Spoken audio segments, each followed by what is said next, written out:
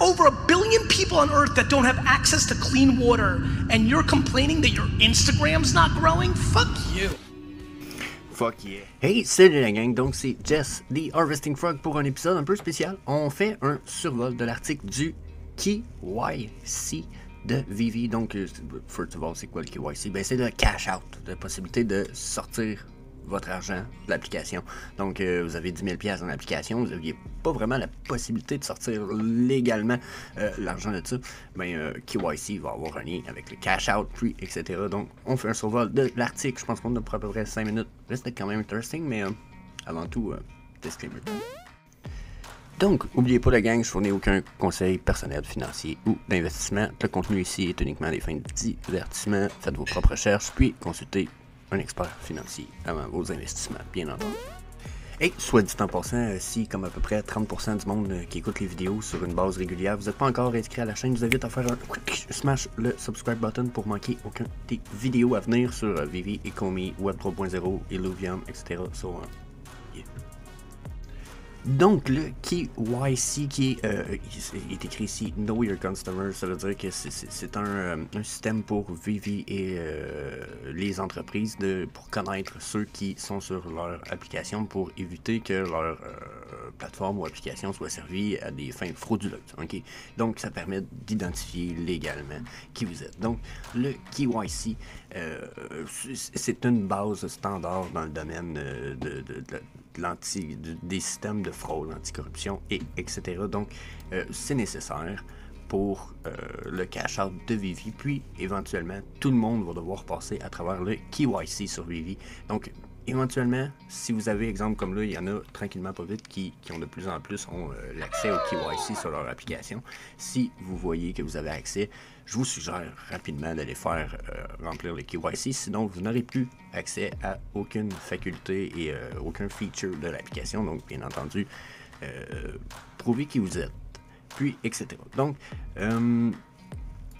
le KYC, pourquoi le KYC aussi de prime abord, pour ceux qui se le demandent, c'est nécessaire pour ce qui est du cash out, pour que Vivi puisse nous permettre de déposer de l'argent dans nos comptes de banque.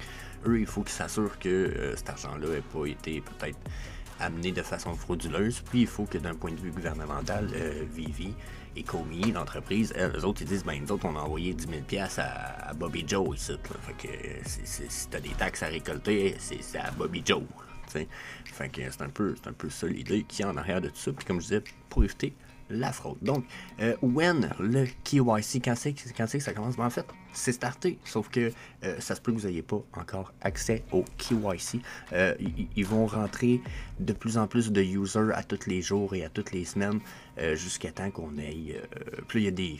jusqu'à environ, selon ce qui a été dit dans un des articles, je ne sais pas trop ce qui était, il a été dit que ça a été prévu pour être finalisé, d'être populé à tout le monde de l'application mi-juillet. Donc ça veut dire qu'en théorie, d'ici la fin juillet, tout le monde pourrait être capable de sortir vos milliers de dollars de l'application Vivi. Donc pour ceux qui étaient un peu du style Vivi c'est de la merde, on ne pourra jamais sortir notre argent de là, l'investissement vaut rien, ben là ça vient de tomber à l'eau tout ça, là. On peut sortir notre argent. Bien entendu, vous allez voir, il y a un 10% de frais pour le cash-out, mais 10% c'est très peu à comparer de tout ce qui se passe. Surtout que là, on a regagné un 30% de profit, si vous voulez mon avis. Là, à cette heure qu'on a le web app, oh my god, fucking nice. Là, on va acheter, puis on n'a plus à payer 30% de frais supplémentaires à Apple ou à Google Play. Donc déjà, moi qui mettais, exemple, 100$, ça m'en coûtait 161$. Parce que de Canadien à US, plus les 30%, ça revenait cher. Donc là, déjà, mettre 100$, ça me revient à 130$. Hein? On vient de sauver 30$ dans mes poches. Si quand je cash out, je perds un 10%, au moins j'ai l'impression que j'ai un peu moins perdu à cause du 30% peut-être que j'avais à payer supplémentaire sur mes investissements. Donc, quand même, je trouve ça intéressant, mais c'est sûr que 10%, il y en a qui vont dire que c'est encore beaucoup.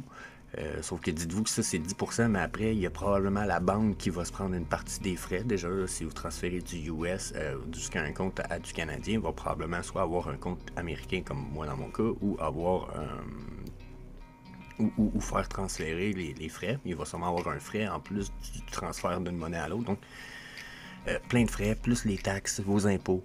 Dites-vous, nous autres ici, Canadiens, c'est 50% de 50% de vos gains. Fait que c'est 25% de ce que vous avez gagné. Si vous sortez, par exemple, 10 000 $, ben vous leur devez 2 500 $ au gouvernement. Puis ça, c'est sans parler de 10% qui fait que vous êtes rendu à 9 000 $ sur votre cash. Puis ça fait que là, faites les calculs. Là. En fait, vous pourrez faire le calcul dans l'autre sens. Mais au bout de la ligne, il y a quand même des pertes à calculer. Mais si vous êtes quelqu'un qui a acheté des partner statuts à 300 $, ils se vendent 6 000 $ aujourd'hui. Je pense pas que vous soyez perdant même. Donc, super intéressant. Super bonne news si vous voulez mon avis. Juste du bullish. Maintenant, comment vérifier votre identité? Ben, il va falloir une image de vos cartes d'identité, probablement style portefeuille avec carte, là. Donc, comme je disais, portefeuille avec carte, là, je vais pas montrer toutes les infos, mais vous voyez ce que je veux dire. Permis de conduire, exemple, ici dans notre cas. Ils disent...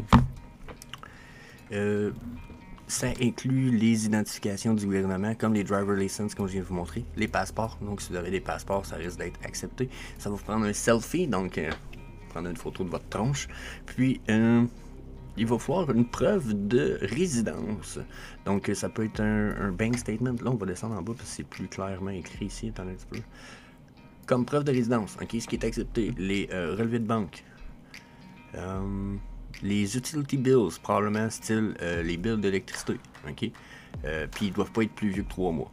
Les bills d'internet, câble, TV, puis phone line bills, pas les phones cellulaires. Donc faites attention, les lignes terrestres, les bills de lignes terrestres sont acceptés. Ensuite, les tax returns, les preuves de retour de taxes probablement pour vos impôts, etc. Vous avez votre adresse là-dessus. Concealed tax bill, je sais pas ce que c'est. Concealed tax bill du conseil.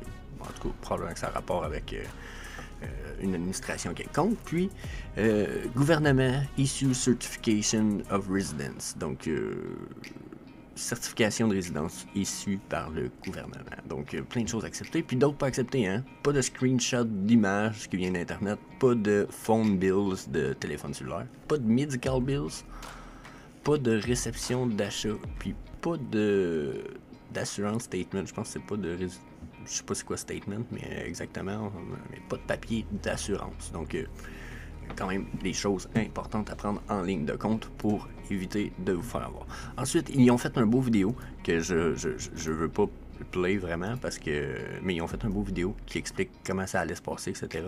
Donc, faites faire un... Checkez ça. Allez le voir, c'est sur leur YouTube officiel. Je vais mettre le lien dans la description du vidéo. Ensuite, on va aller avec la FAQ parce que justement, il pose des questions quand même intéressantes. Il dit, est-ce que je peux vérifier plus qu'un compte? La réponse c'est non. Vous allez avoir seulement la possibilité de vérifier un compte. Il va y avoir un compte vérifié par personne pour maintenir l'intégrité du système. Vous allez avoir plus d'informations sur le processus de consolidation des comptes supplémentaires quand le processus va être proche d'être finalisé. Okay? Il dit, comme vous pouvez l'apprécier, vous allez l'apprécier, on a besoin d'avoir un système sécuritaire robuste qui assure que les mauvais acteurs n'ont pas accès aux autres user collectible in-gem. Donc, qui n'ont pas accès aux mauvaises choses. Fait que c'est là pourquoi ils veulent éviter tout ça. Probablement qu'ils l'ont dit dans le AMA, ils vont nous donner la possibilité de merge plusieurs comptes éventuellement.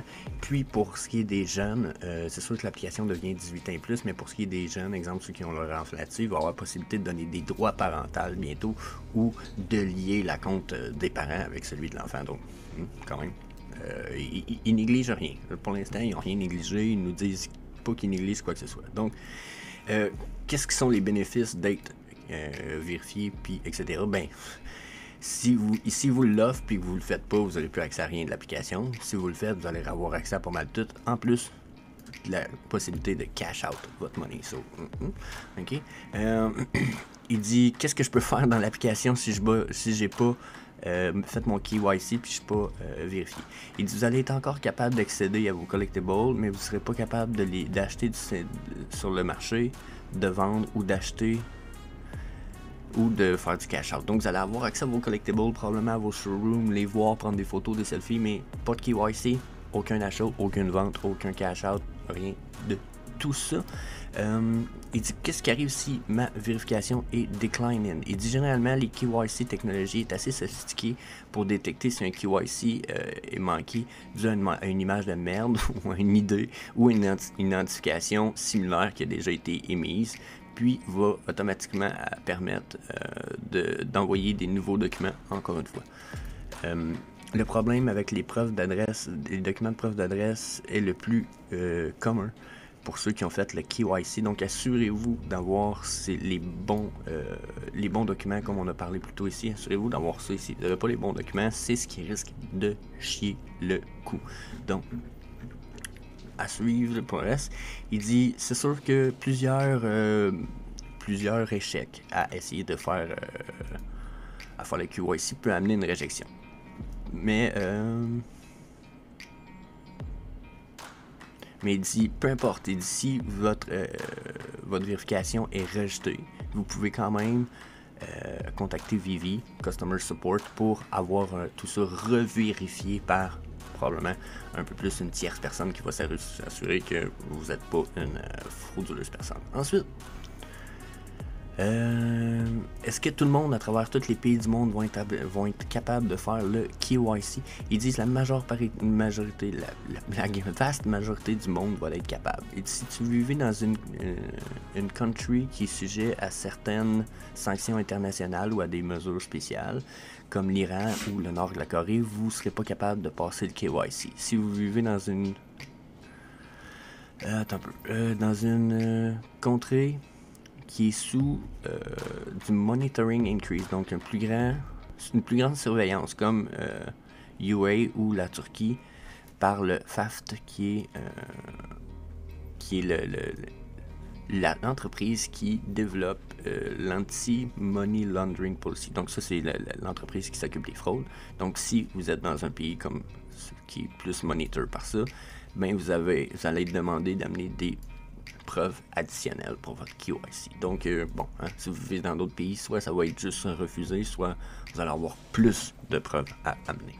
Ensuite, quelle preuve que je peux amener pour le KYD, on en a parlé tantôt. Quelle évidence j'en ai besoin, on en a parlé aussi tantôt, tout ça là. Puis, comment vieux j'ai besoin d'aide pour le KYC, c'est 18 ans et plus maintenant pour le KYC. Donc, comme je disais, si c'est pas le cas, vous allez avoir besoin de l'application ou de l'approbation d'un parent ou etc. pour pouvoir utiliser l'application dans le futur, mais ce feature-là n'est pas encore arrivé. On attend après ceux qui s'occupent du cash out et du KYC pour que ça soit appliqué. Ça a été dit dans le dernier mail. So, yeah, that's it. Good news pour le Vivi, hein? Juste pour moi du bullish moment en ce moment. Cash out.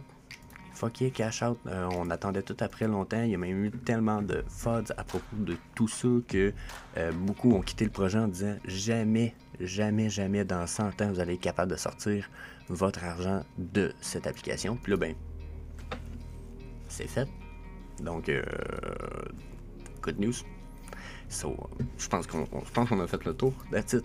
That's all. Si vous voulez manquer aucun des futurs épisodes comme celui-ci où on fait le tour de Vivi et Comey du Web 3.0, même Illuvium. So, faites un coup de pied sur le subscribe button, puis on se revoit au prochain épisode. Peace.